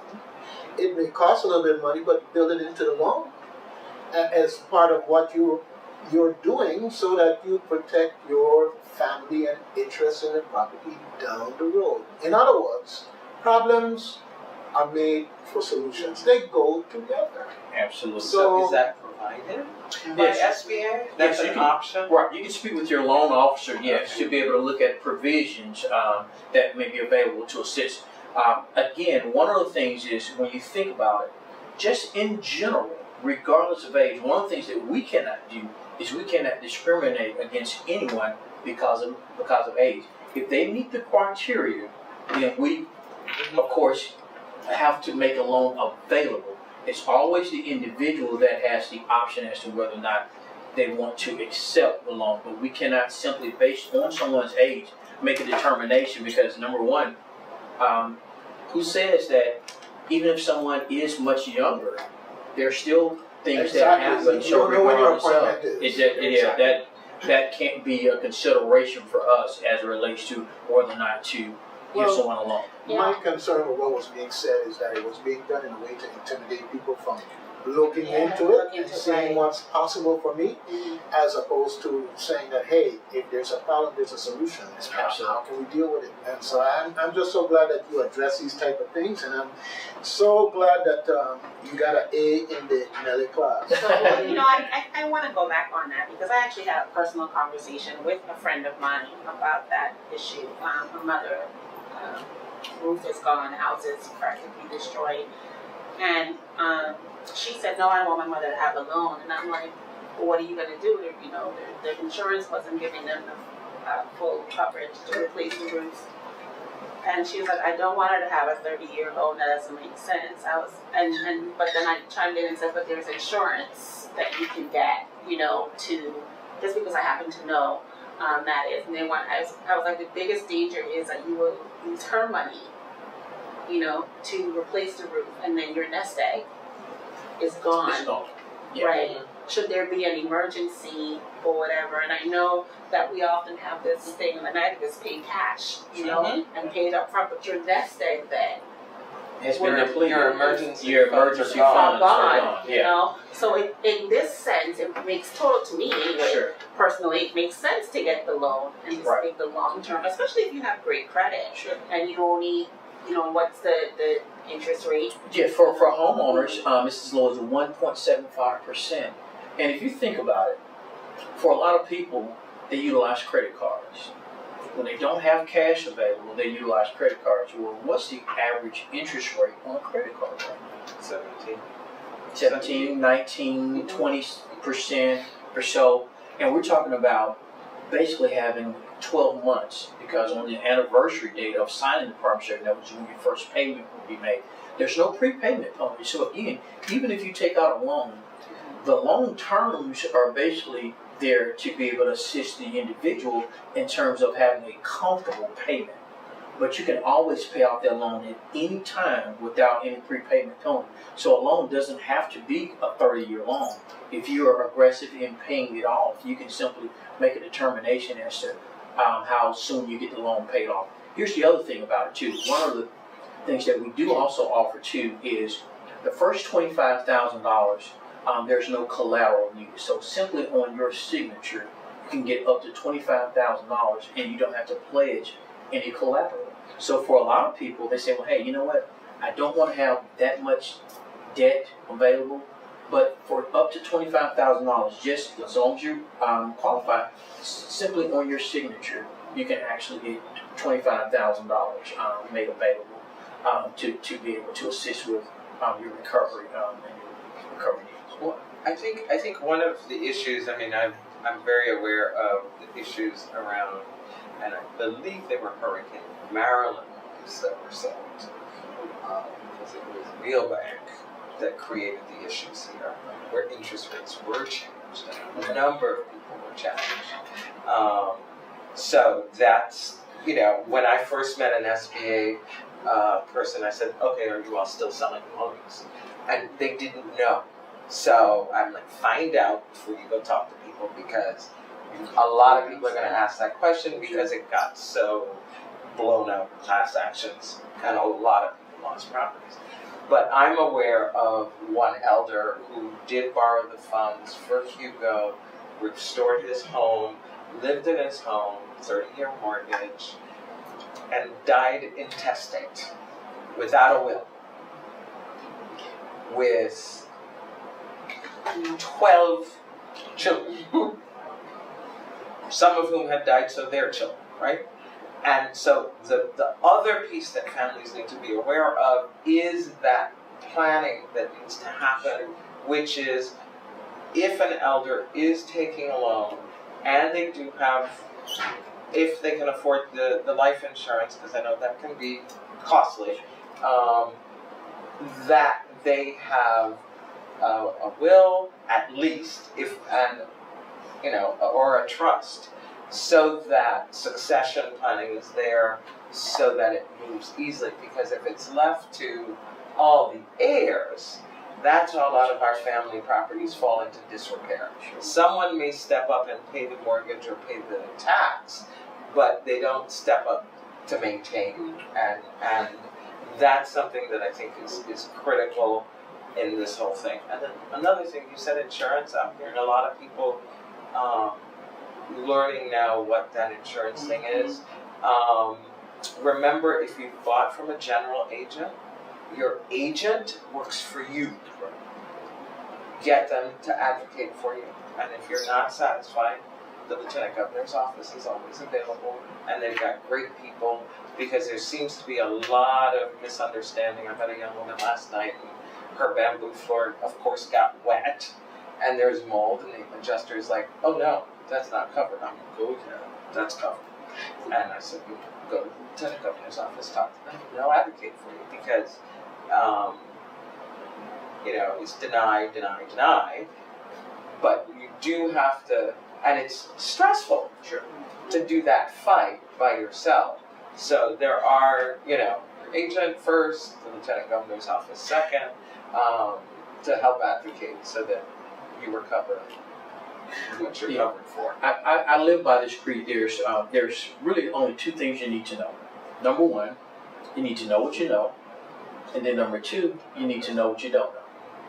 Those are the two things, because again, in this time frame, what a lot of homeowners discovered is what type of insurance policy they actually had. When you say you have insurance, what does that really mean? How much is your deductible? What we found is that a lot of people had deductibles that were very high in order for their payments to be manageable, but their actual damages were actually lower than the deductible. So again, there were people that had $10,000, $15,000 deductibles, and their damage may only been $5,000. Well, guess what? There's nothing the insurance company is going to do because you haven't met your deductible. One of the things about our loans can be utilized to assist people with deductibles should there be a need for the deductibles to be met before other provisions kick in. So again, we simply are here to make sure that people know what their options are. Once you have all your options on the table, the other thing that you don't have to do with us is you don't have to wait until your insurance settles. You can actually start the process with SBA, and in the event that you're making provisions with your insurance company, what we would simply do is have you, at the time of accepting the loan, is simply have you to sign assignment of insurance proceeds, so that once those insurance proceeds are made available, they would simply be utilized to then be able to pay off the loan, because we are not able to duplicate benefits. So again, we just want everyone to know what we have available, and then we'll also talk about the economic injury, which are the working capital loans. We'll also segment and talk a little bit about that as well. Yeah, well, one of the pragmatic things about the SBA the SBA loan offerings. They say potentially for homeowners and renters as low as 1.75%. And you talk to people and they say, I don't want any debt. They got 1, 2, 3 credit cards, but they don't want any debt. And somehow there's a disconnect that a credit card is, in essence, another form of a loan, and you do have debt to deal with in that sense. But 12% was mentioned earlier in the course of the conversation. Okay, well, 12% versus 1.75%. The difference is on every $1,000 you're talking about $17.50 as opposed to $120 for interest. Okay, and it all adds up. It all adds up. So it's just one of those things where it's just prudent to make a decision to go with the lower interest rate, and whether it's called loan or credit card, you really don't care. It's going to be ultimately your responsibility to have to pay it back if you want to keep as much as you can. So. I also want to add, because I know we don't do this here a lot, and Frandelle, you said this. You keep asking. Don't just stop with the first answer you get, because that may not be the right answer. Sure. You keep asking and until you get to, just ask several. I always do is I'm like, trust but verify, basically. Exactly. So I will trust what you say to me, but I will verify. So I'm going to ask other people and ask the right people too. Exactly. You're not asking the Joe Blow on the street. Go to the professionals who know, and make sure you get that information corroborated. Yeah, because because there is a lot of misinformation, especially if you listen to the radio. Oh, gosh. People calling in and telling other people what they're supposed to do. Like you're calling in, you're not the expert. You're just somebody on the street who just heard something and then I saw recently where somebody posted, my insurance says that they're going to hold 20% and I've got to complete in 180 days or lose my 20%. Well, that's not really what it is, okay? What it is the mechanism for insurance companies to guarantee that the repairs are being done. And there's a check-in process, and there's a you hit a roadblock, can't get supplies, you let your people know, you have the documentation, they're not going to hold your 20% because it's your 20%, okay? Be clear about that. And then the other thing is, people need to understand you do not need to make a final settlement on your insurance in order to get the first check. I know that may be controversial to some insurance people out there, but you do not need to make a final settlement because a lot of people are going to end up lifting off their roof to begin the repairs and suddenly discover, oh my goodness, the bond beam is cracked, or my pipes for my electric there's all kinds of potentially hidden damage, at which point you've got to stop, go back to your insurance person, and get another assessment done. So, a lot of people feel that, it's 3 months in and we've got to get things fixed. And the reality is this is a long term. You're in for the long haul. And when you don't say it is, but when you're too fast. Well, hurry down. Don't eat raw meat. I know that was hurry down and eat raw meat. So, no need for that. Yeah, I have never heard that before, but I'm glad I have to be appropriating that. And that's a great segue too into what we also have, especially for businesses and most nonprofit organizations. We have what's called our economic injury disaster loans. These are, for short, working capital loans, and a business or most nonprofit organizations can apply for up to $2 million, and this is for working capital. Now, this is going to be based upon lost revenue. So what we do is we look at profit and loss statements, we look at projections, we look at past history to see here's where you are now, and here's where your income has been in the prior year or prior couple of years. Because we realize this, some businesses right now are being impacted heavily and some aren't as of now. But I've gone into several businesses, and I was in one particularly, very well-established business, and their business relies heavily on tourism. And for that day, the business owner said that she had made less than $4 in revenue for that day. She was in the process of closing, and she's been having to utilize savings just to be able to keep the doors open. She's kind of had to cut her staff down, but she still has inventory equipment and other things that she's still requiring, as well as lease payments and all of that have to continue on, even though right now income is very minimal. That's injury. That is major injury. And the question then becomes, how long can she actually survive with making less than $4 a day? These are where our working capital loans come into play. And so we urge every business. It will be hard for any business to have not been impacted in some way, especially economically. Some businesses may not have had as much physical damage, but when you begin to look and say, well, I haven't been able to be open because I didn't have power, or I don't have customers that are coming in like they were, or the added cost of operating. Or the added cost of operating, generators, all the other things that are actually required. So we have those economic injury disaster loans. The great thing about our deadline for that is June 20th of 2018, because we realize some businesses right now are operating and doing fine because, you have the emergency responders here, the hotels, food, that type of thing. But what happens when we start to leave? And if tourism hadn't come back or things hadn't gotten back to where they need to be, no one really knows how long it's going to take before that recovery takes place. So our loans are, the physical deadline for those loans are June 20th, 2018, but you don't have to wait. You can go ahead now and begin to apply for the economic injury disaster loans. Again, even for those loans, the first $25,000 does not require any collateral.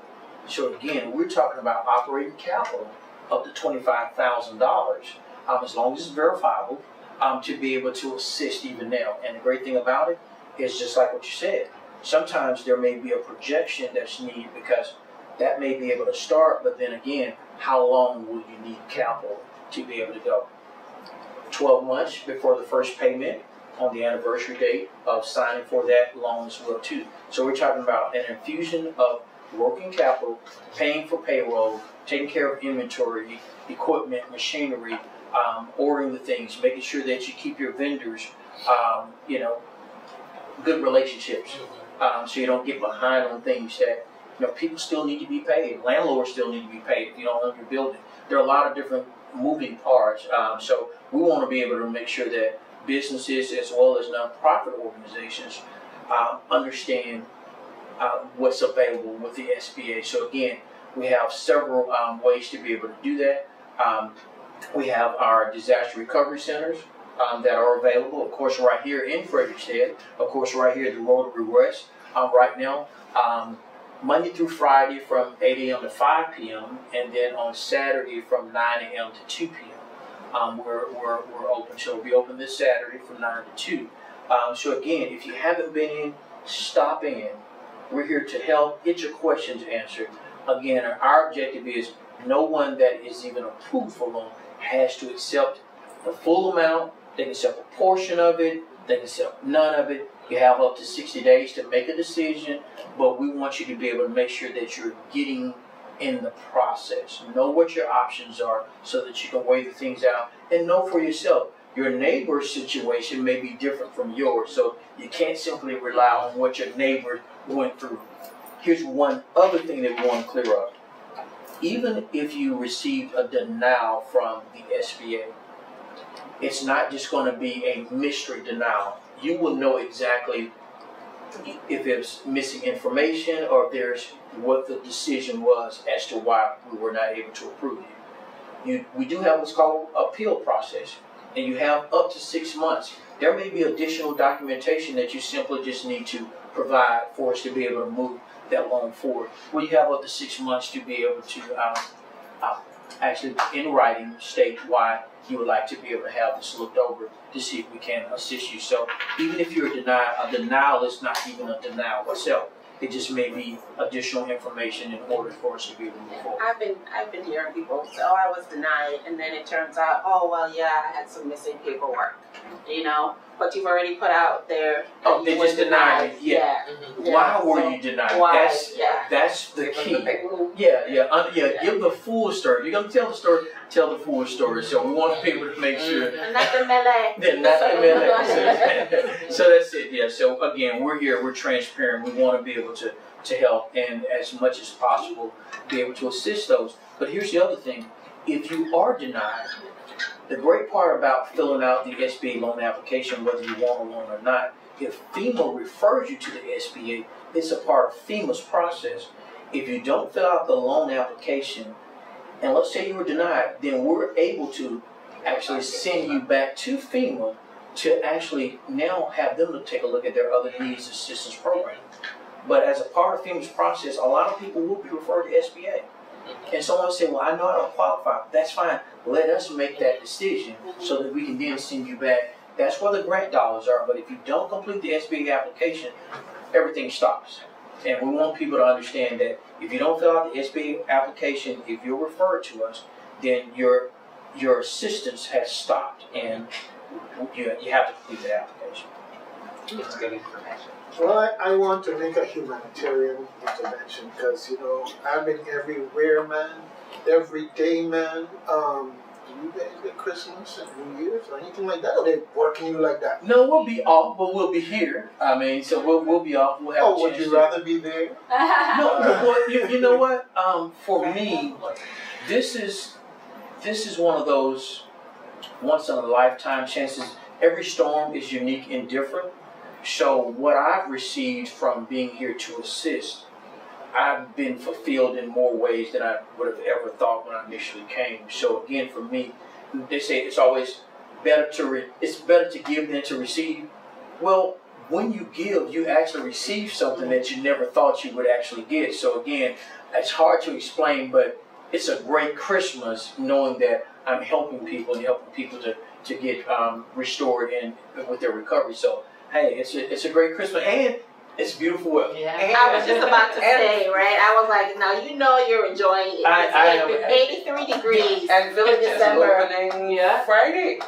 So, Friday? Yeah. I thought it was. I saw a few something's things happening on listed. Friday Yeah, night. the Soca Because I was talking to Yeah. So there's gonna be lots of action and good food. And Yes. But the thing is, like, it's 83 degrees. It's 83 degrees. December. I promise you, yeah. So loving it. So that's a Yeah. gift within itself. So yeah, so definitely enjoy it. Well, it's good to know that they won't be working you on Christmas Eve and New Year's Eve and those kind of And I hope you get a good Cruzan Christmas dinner. Yeah. Yeah. Yeah. It's always. Yeah, we have one planned too. Yeah. So, Yeah. All right, fantastic. Well, you know, this has been another great experience, and I have to say that SBA is the icing on the cake today because we talked to a whole lot of people and built up this cake into a wonderful sharing between all of us here and those who were able to listen, and then going to be shared with the folks on YouTube. I just have one quick thing. Fascination has donated twin mattresses and pool chairs, lounge chairs, and Chant is the one responsible for distributing. So if there's anybody out there that needs some gently used mattresses, you know, for that interim. I've already had a church call me about some of the lounge chairs for their summer programming. So we've got them and we're distributing them at no cost. You just got to come and pick it up, or maybe even we can arrange for it to be delivered. So get in touch with us.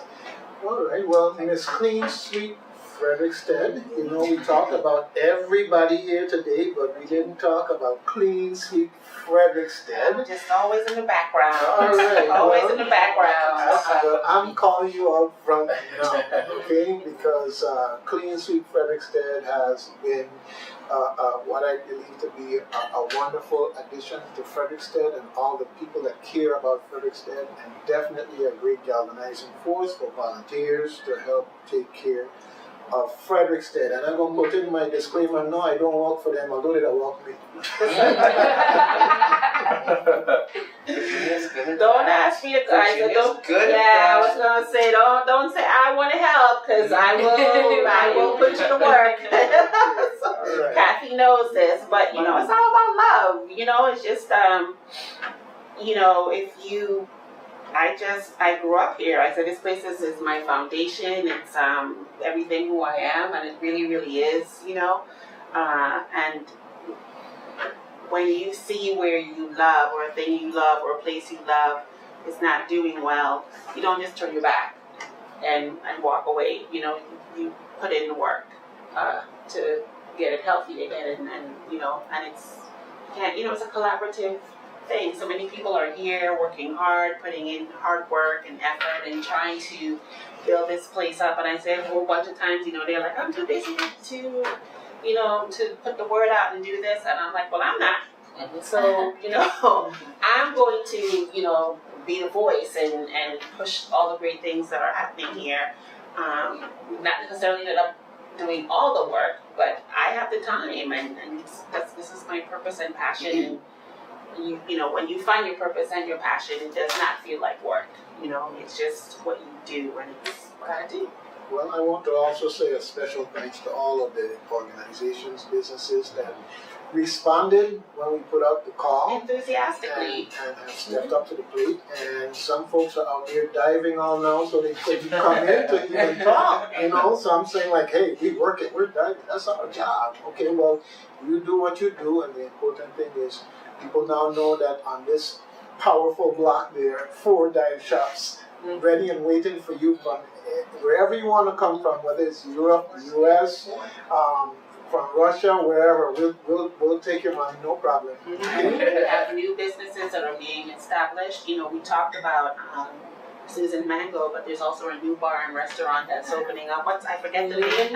Where Turtles After Dark used to be. You know, so and you know this town is growing. You know, it really is. People are seeing the vision of what Fredriksted can be, and that's very exciting. So, and last but definitely not least, I want to again thank Emily for the use of Top Deck for this, and hopefully this is something. see. Yeah. If you have never been, you need to be here. It's such a treat, you know. Yes. So, looking forward to the next time that we're in Fredriksted discussing all things Fredriksted with people of Fredriksted, and hopefully maybe a few folks who just kind of sauntered through as in visiting Fredriksted. And you just never know, folks. Do a random act of kindness, not a kindness because you expect something in return. And if you do one and it ain't enough, do another one and if that ain't enough, and you find that you're idle, find some premeditated ones too, okay? But acts of kindness, keep on giving them, and we're happy to be here in Fredriksted, talking about Fredriksted, talking about St. Joy, and people. You know the song, People Make the World Go Round? It's more than a song. It's make Fredriksted go round, and make Christiansted go round, and make St. Croix all that it is, the people. Okay? So, I want to thank you again, and this has been wonderful. Thanks. WSTX.